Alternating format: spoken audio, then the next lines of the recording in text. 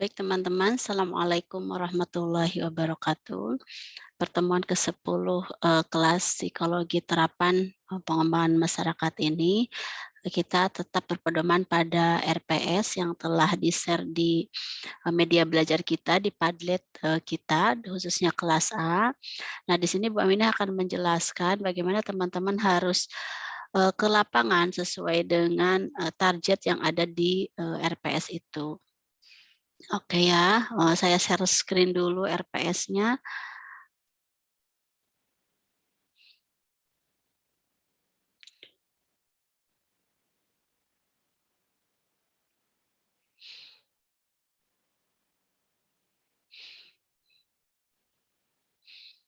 Kita lihat di kelas A ya. Di kelas A ini, teman-teman nanti akan melihat ada RPS ya.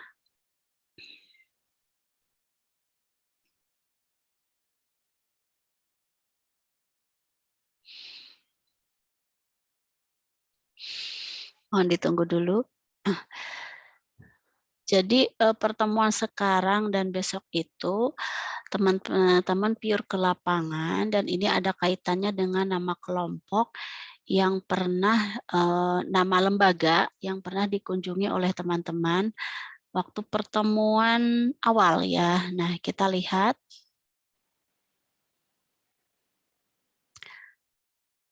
di pertemuan keberapa ini teman-teman kan pernah ke lapangan ya, berkunjung ke lembaga yang melakukan pendampingan pemberdayaan masyarakat. Ini pertemuan ketiga, mempunyai satu tulisan mengenai hasil observasi dan saya sudah buka di Padlet. Hanya yang saya temukan dari kelas A ini baru 3 kelompok ya. Berarti 3 kelompok lagi sepertinya belum membuat laporan di Padlet itu. Kemudian pertemuan keberapa ketiga ini ya. Pertemuan ketiga ini berlanjut setelah kita lewati dengan beberapa materi dan diskusi, berlanjut ke pertemuan sekarang, yaitu pertemuan ke-10. Nah, pertemuan ke-10 ini penguasaan tentang skill adjustment dan assessment. Karena kemarin kita sudah membicarakan tentang bagaimana assessment, bagaimana adjustment. Nah, teman-teman harus bisa mempraktekannya di lembaga tersebut.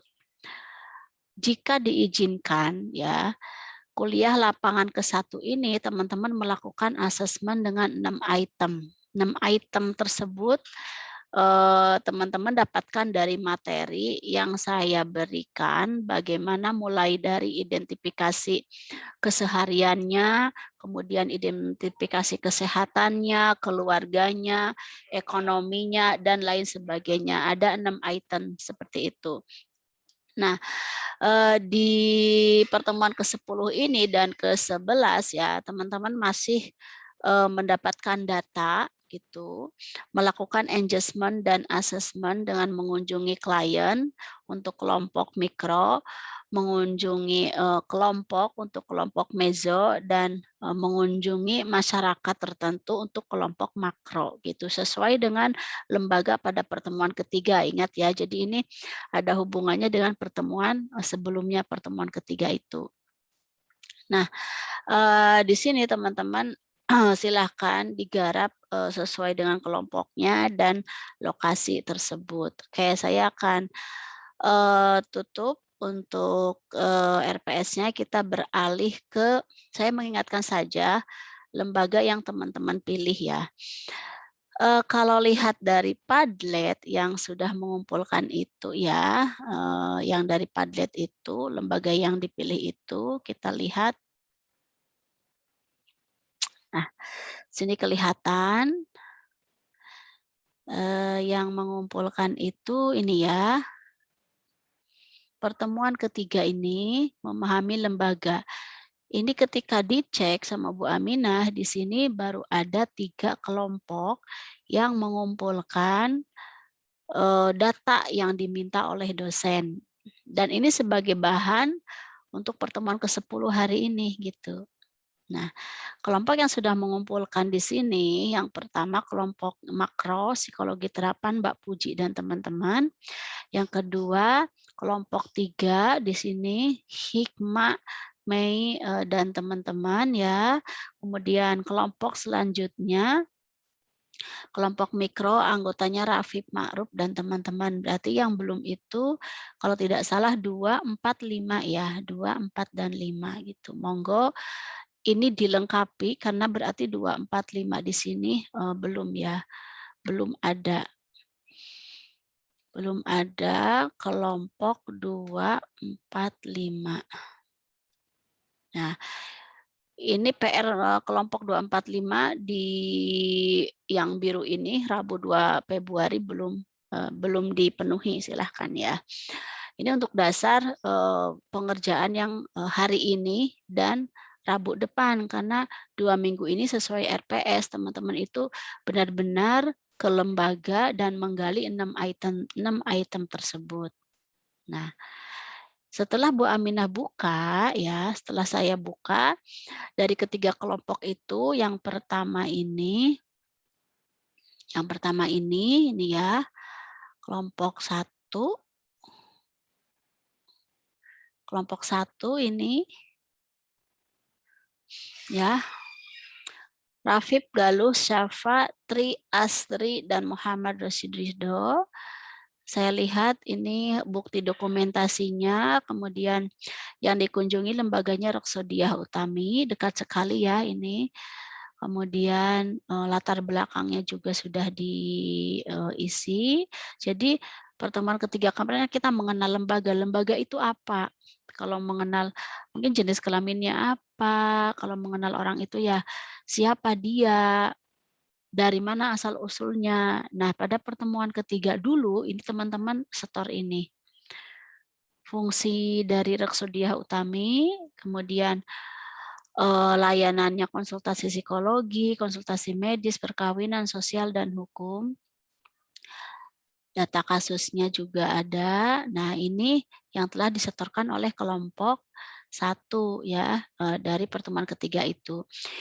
Pertemuan ke-10 teman-teman kelompok 1 tentunya meneruskan ini, kembali ke Reksodiah Utami, bertanya tentang kalau dapat izin ambil satu klien gitu, kemudian diambil datanya itu, mulai dari daily living-nya, kemudian kesehatannya, bagaimana dia mudah untuk apa bahasanya itu kalau ada potensi-potensinya apa. Ingat, lihat di PPT ya 6 poin tersebut. Sampai ke pendidikan, ke rekreasi dan macam-macam itu. Nah, ini kelompok 1.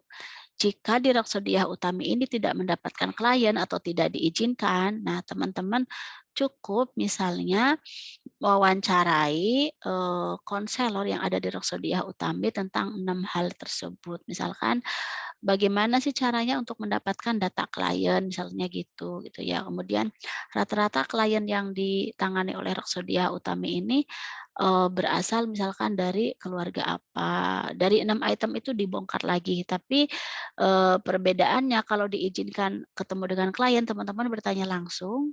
Kalau tidak diizinkan, teman-teman bertanya pada pengelolanya atau pada konselornya gitu ya. Ini kelompok 1 yang sudah garap pertemuan ketiga.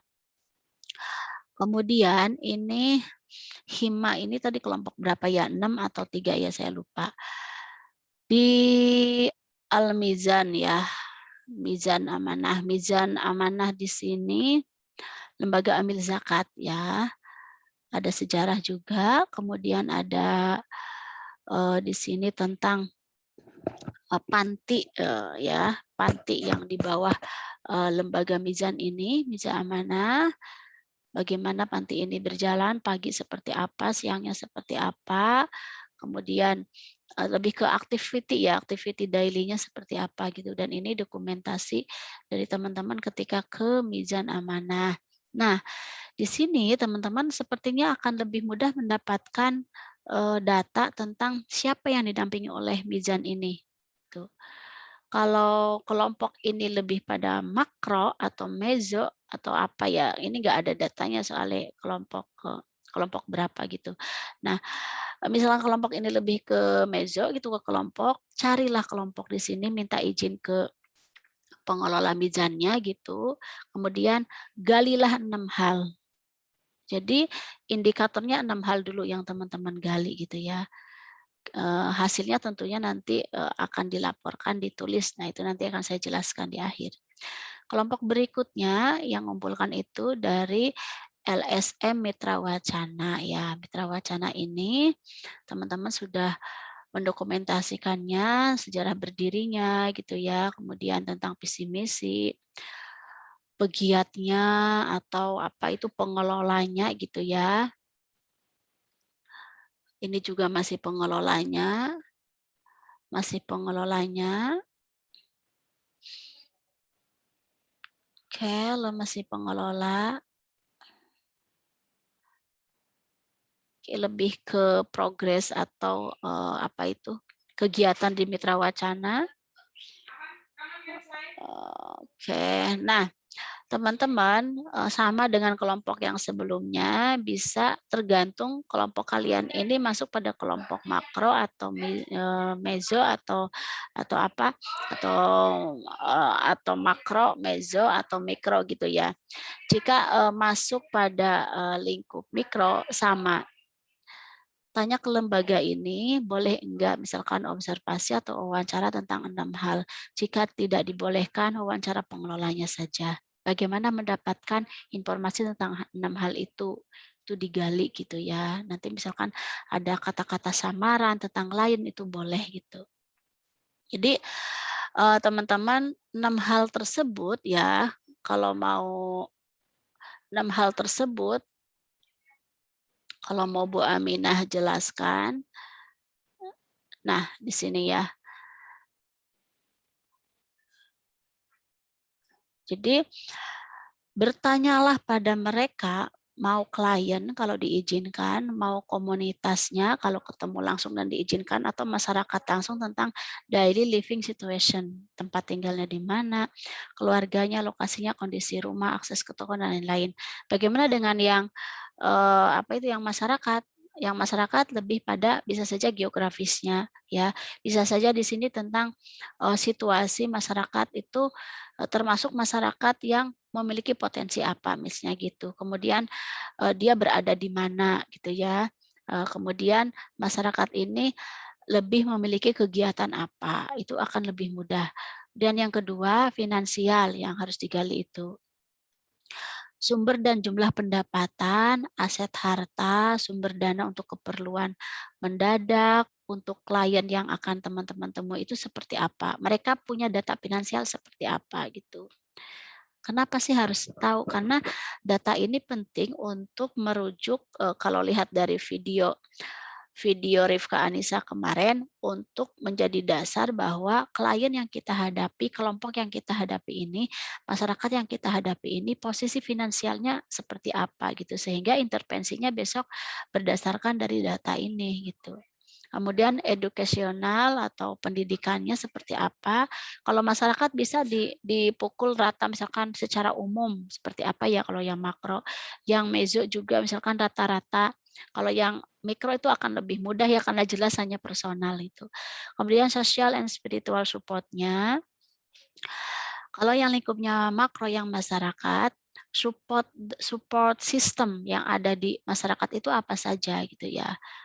Tuh, misalkan mereka punya tokoh, punya paguyuban apa, punya kegiatan apa di paguyuban itu, baik secara spiritual, misalkan ada pengajian-pengajian, kemudian ada spiritual itu ada rutinitas-rutinitas yang berbau keagamaan gitu ya, yang bisa mensupport mereka untuk lebih kuat secara mental dan spiritualnya gitu. Kemudian support system yang sifatnya sosial itu yang di makro misalnya ya.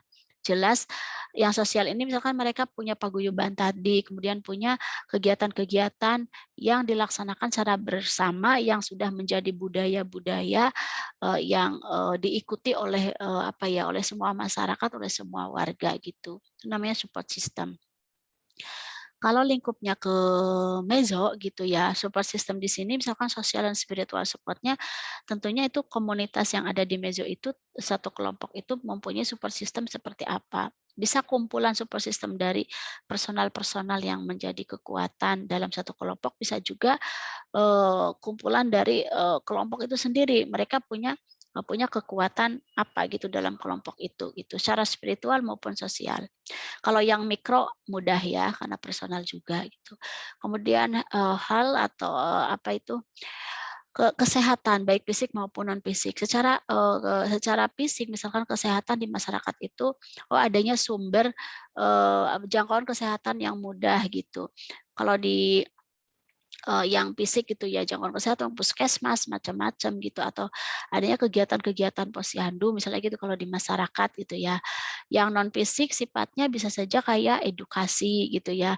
Ada pemberdayaan di bidang kesehatan, di sana ada lembaga-lembaga yang melakukan pemberdayaan masyarakat khususnya untuk penyadaran kesehatan reproduksi misalkan di masyarakat itu dan lain sebagainya. Itu untuk yang makro. Untuk yang mezo, kalau kelompok atau komunitas tersebut memiliki apa ya sumber utama kesehatan apa secara fisik. Mereka punya akses yang misalkan yang jelas gitu ya. Misalkan kelompok-kelompok anak jalanan, kelompok-kelompok difabel gitu. Nah, mereka untuk mendapatkan kesehatan ini sumbernya tuh dari mana misalnya gitu ya. Terus yang mendukung kesehatan mereka itu apa gitu. Itu yang mezo. Komunitas anak jalanan, komunitas difabel misalnya. Dukungan-dukungan non fisik juga lebih ke edukasi atau penyadaran-penyadaran yang sifatnya mmm, memberdayakan gitu ya.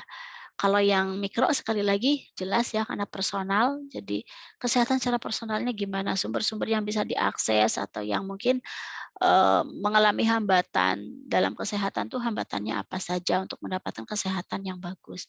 Kemudian yang berikutnya rekreasional atau sumber rekreasi dalam waktu santai seperti apa, dengan siapa, di mana, itu kalau yang mikro gitu ya. Jadi rekreasional ini perlu juga didapatkan data ini untuk memudahkan kita ya ketika kita akan intervensi satu komunitas ataupun satu masyarakat. Masyarakat ini punya sumber rekreasi atau punya budaya rekreasi seperti apa gitu. Masyarakat di sini punya kebiasaan-kebiasaan yang sifatnya itu menghibur, yang sifatnya itu happy-happy itu seperti apa.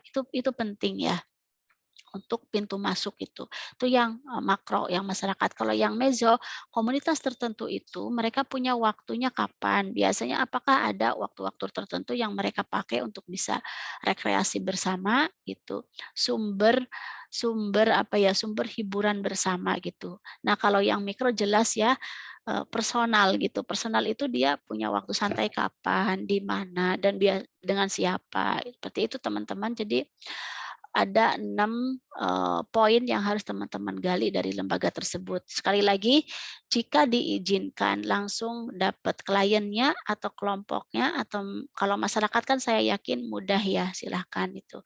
Ini yang khususnya yang mikro sama yang mezo. Jika diizinkan dapat kelompoknya atau bertemu dengan kelompok dan menggali dan mendapatkan 6 hal ini, silahkan langsung gali dari kelompok tersebut. Jika diizinkan ketemu dengan kliennya, silahkan langsung gali ke 6 hal ini. Nah, tetapi jika tidak diizinkan, wawancaralah lewat lembaga tersebut. Seperti itu teman-teman.